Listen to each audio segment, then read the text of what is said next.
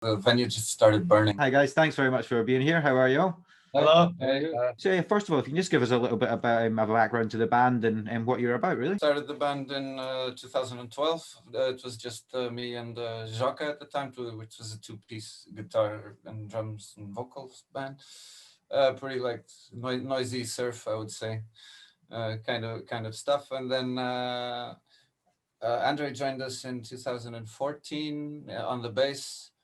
And then we released 3 albums with Fuzz Club. That's also when we crossed paths with Fuzz Club, and recorded 3 albums in 2015, like 10,000 Russos, then Distress, and Compromat came out almost 2 years ago now. Well, 2019. Anyway, just before that European Mexican tour. And then Andre left in the beginning of last year, more or less, and Niels joined us on the synthesizers for this one. So there's going to be a slightly new sound to your new stuff then with the synthesizers then? Yeah, inevitably, yes. Yeah, it's a new person, new instruments. So I mean, and then how we fit together. So yes, it's the first time we are using synths. We never used that before. So cool. I mean, it's gonna be different, of course. I mean, it still picks up where the other one left off. Yes. It still picks up from there, and then and it's the path from that point, I would say. But it still picks up where we left off. Yeah, the new album is not a total change in terms of bass, because I want to follow a little bit the footsteps of Andre, but then there's a slight change then slowly. I understand that you're mixing the album now. How's that all coming along? So we recorded at Marco again at Hertz Control in Caminha, and it sounds great. We're doing like some editings because we kind of outdid ourselves in time. I mean, ourselves in time. So we do need some editing on some songs, because we can only fit for 40 minutes in the vinyl. So that's the main reason, I would say. Yeah. And it's going good. I mean, the process was to get to this point was more or less the same process we always used. Like, so go to the practice room, or just be the 3 of us together and play around, just play, or and make up new songs. We even managed in these years to get, like, sometimes in Agda some residencies with Fuzz Club, so we could stay there for like a week or so. I mean, we got a practice room and everything. It's a good space to be, but I mean, we needed to be more time, less worried about the world outside, I would say. Yeah. So we did like 1 week residency, practicing all the songs, and then we went to the I mean, we've been going steadily to the practice room anyway, but yeah. I mean, we thoroughly missed playing with people after the first lockdown. That was sorely missed. Is that playing live shows and stuff like that? Oh, that is also very sorely missed. Yes. Or just playing with each other, you meaning? Yeah, I was meaning like playing with each other, like playing with people, you know, like, and furthermore your mates. You know what I mean? Yeah. At least you're another guess. You are able to practice and stuff like that. I mean, we share a flat, like me and Niels. So I mean, in any case, we're like the same household and all that shit. So. Ah, cool. Yeah. Yeah, well, it's legal. Yeah. Legal practice. New album, was that all sort of written down during coronavirus, or was that done beforehand? No, it was between June and August. I mean, the songs were pretty much made in August. Yeah, they were 20. Of 20. Yeah, it was lockdown. We started doing stuff in June. It was during the summer, basically. Yeah. We made the songs when Niels arrived to the band. Like, Pedro was not in Portugal, so we started playing, me and Niels, for like 1 month, and then when Pedro arrived, we started like playing together and creating the songs, and it was very natural. Very just let's play together and make music. When you were sort of writing and like recording now, did the coronavirus impact your songwriting or anything in any way? The songwriting itself, like the way we do things, or what we are writing. Just I guess in general, if it impacted, your actual songwriting or your production. So I know some people are just saying they've spent more time over it than they normally would, just because they've had that time. Yeah, Time we have. I mean, conceptually not. I don't think so. Maybe unconsciously, but we don't really. There's nothing that hints into coronavirus in the tracks or anything like that. Yeah. But obviously, the lockdown and all this stuff had an impact on the time we could spend working on it. We worked maybe more intensively than in a different scenario. I don't know. Yeah, it was a bit intense. I mean, there was nothing else to do, so okay. Yeah, hoping that there'll be a lot of good new music coming out soon, because a lot of people It's have been gonna be heads on down. that aspect. It's something rather exciting. I really hope it's going to be like a boom of new stuff coming out. Yeah, exactly. Yeah, cool. Even exciting stuff, I hope. What's it like for like live gigs with you guys? We're we had a couple in the summer when we opened up again, but most things with been out for without a year, and then we're looking to come back maybe later this year. Yeah, I mean we're booking a tour with the Bloods for later in the year, and with El Borracho Disky Records booking. El Borracho booking is like they are booking a tour for us in when the album is due to be out in the market in late September, so the tour is going to be in October, all the month of October. It's going to be the whole month, and we have some shows confirmed. Some shows are in England, others are in like Belgium, etc. I'm not going to say what, obviously. But when it's a big if, isn't it? Huh? It's still a big if, isn't it? Like I hope it's. I think it's gonna. The tour is gonna happen, but you don't ever know with this. But I'm hopeful that's gonna happen. Sure about that. I mean, I'm usually the optimistic fellow, you know, and I'm really and I'm the negatives, you see, and I'm being positive. So the world is upside down. Yeah, and we don't really know with the Brexit and everything like that. Like it's gonna impact. For sure. Probably a lot. For sure. And England is a place we actually really like playing. We played a lot in England and Scotland too. Yeah. Oh, cool. Yeah. Hopefully they'll put something in place. I know that there's nothing at the moment, but I'm hoping that that'll change and there'll be some form of sort of free movement between Europe and the UK in some way. For example, I still don't know what we got to do to enter in England in October, for example. Yeah, I think it's certificates of sponsorship, but I think they're not even fully put that into place yet either. So hopefully that's all sorted now. That coronavirus can take a back seat. Well, I think nobody would take it the wrong way if there was a step back. No hard feelings, just a step back. We can all be Europe again. And you did actually, I guess, manage to tour just before sort of lockdown towards the end of 2019. So just 2 months. How was the tour? Yeah, we made first one tour in Mexico, and then we arrived to Europe. We stayed 3 days, and then we started another tour. So it was 2 huge tours in one tour. We don't see 2 different tours. The first one in Mexico was, you see, Mexico is very different from Europe in every terms, cultural, etc. And then we did the tour after 1 month in Europe. So it was 2 tours in one, Mexico and Europe. Yeah, quite a shocker. To 60 days. 60 days. And I really think that the Mexican tour, which I was not there, but the Mexico tour had a big impact on some tracks of the album. Yeah, totally. Oh yeah, that's a good point actually. Yeah, yes. we did spend a month there traveling with Tajak. I don't know if you know the band. They have an LP out on Dirty Filthy Records. It's called Amsterdam, I think.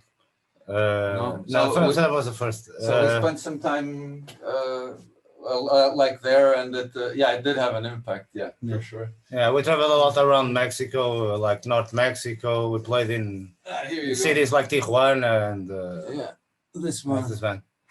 Oh, cool. I'll check Yeah. it out. Yeah. And it was the venues there are like some venues are like Robert Rodriguez movies. You see, Oh, wow. like Word down. full of cowboys Word and down. with jukeboxes that actually work Man, we with real cowboys. something weighs yeah. on my consciousness, and that is that we made a cowboy cry.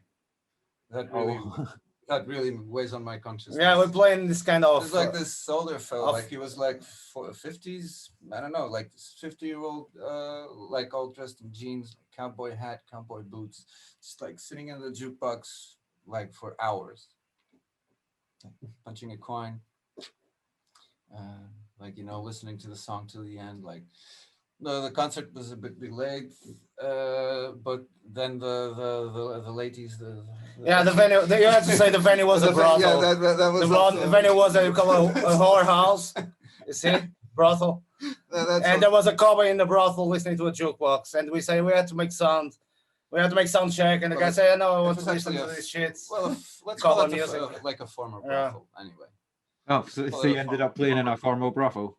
Former, not formal, former, former brothel. Well, they still So have the the prostitutes. lady, So. the lady that worked there, she asked the cowboy if he could leave because the concerts needed to start, and he was like, "Oh, please, but I mean, I've been here all afternoon, but I just came out of my house to listen to this song. Yeah. It's about my wife and something like that." And we were like, you know, it's like you're getting stabbed in the heart, and we're like, okay, let's do, like, Yeah, fuck off, cowboy. No, listen to his song. I wanted to let him listen to his song. Okay, dude. Yeah, you shouldn't look like you need to use that to listen to. I wasn't pity for him. I didn't like his style.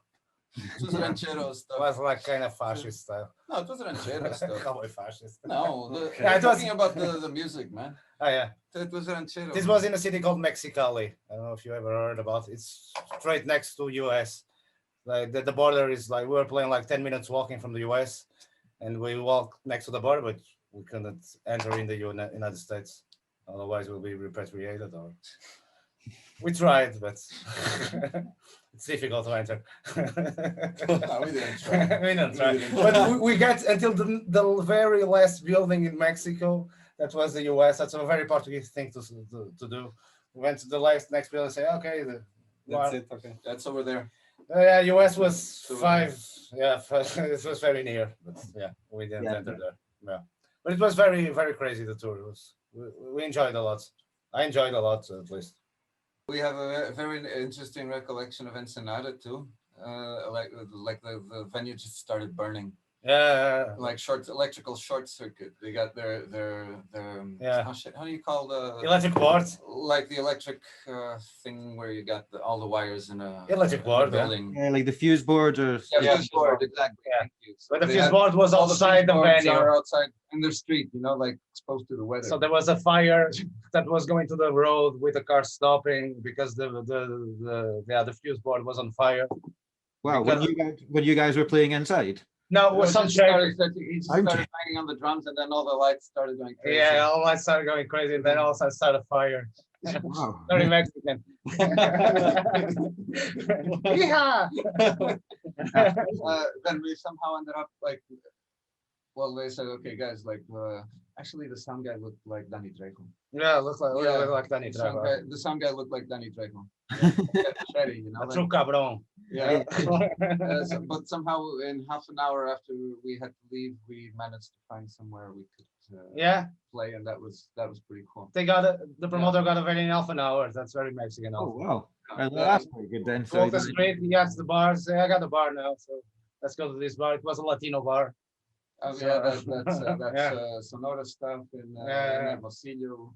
Yes, Great meat. it's very eye-opening because Great meat. the venues in Europe compared to Mexico, they look kind of safe. You see health and safety. In Mexico, it's everything is very spontaneous, and it's more fun. You see, it's in some countries you play and everything seems very sterile and very okay, and there it's more free. I don't know how to explain. It's different. People are different there also, very different. So have you played in like the US or in South America or just Mexico? We Oh, saw San Mexico. Diego at a We distance we saw San Diego from Tijuana. but we Yeah. couldn't go there. I wanted to have lunch there, but it's impossible. No, but I mean, but we did go to a lot of different states in Mexico, and it's certainly different realities. I mean, in all the different places. Like we Yes. went from like a sort of tropical rainforest to a desert to the Pacific shore. Yes.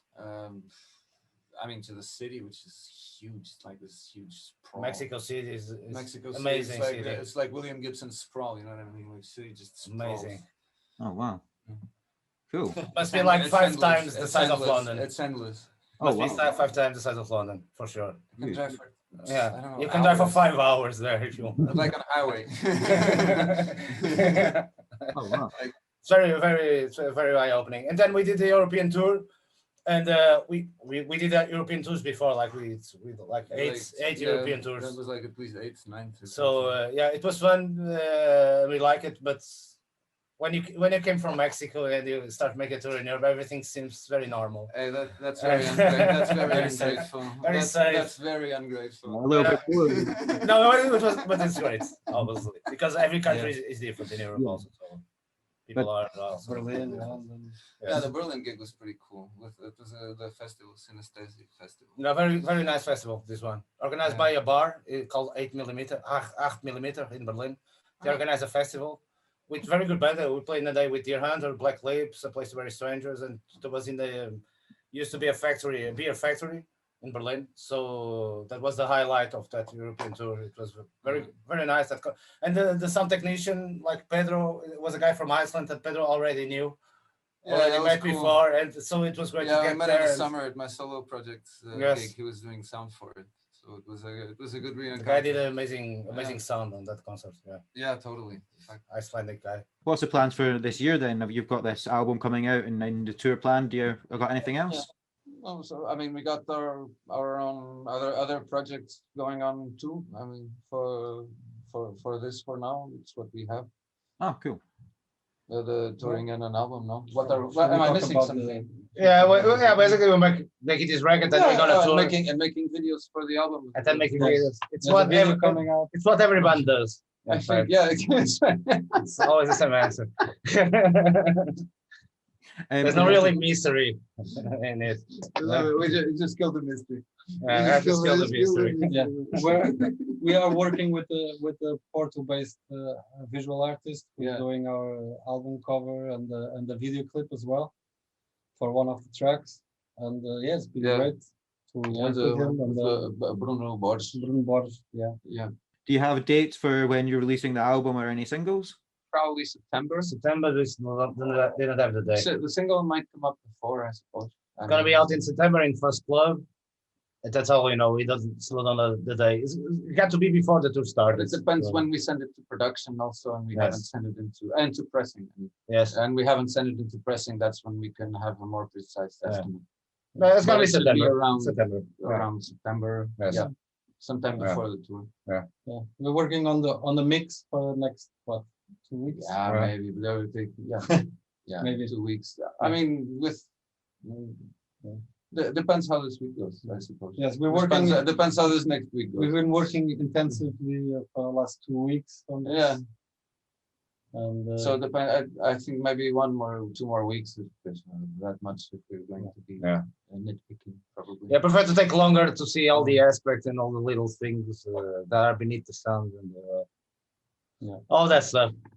Yeah, best to have it the way you want it, I guess. So in a couple of weeks, and then you'll be sending it off to get pressed. Then Yeah. And then I mean, because actually it didn't change so much because like we managed to record in the studio where we usually record and we're mixing Yes. where we usually mix, which is at home. So yes. it's a home mix. yeah, so I Yeah. mean that's what we did with all the records, and this kept the tradition, I would say.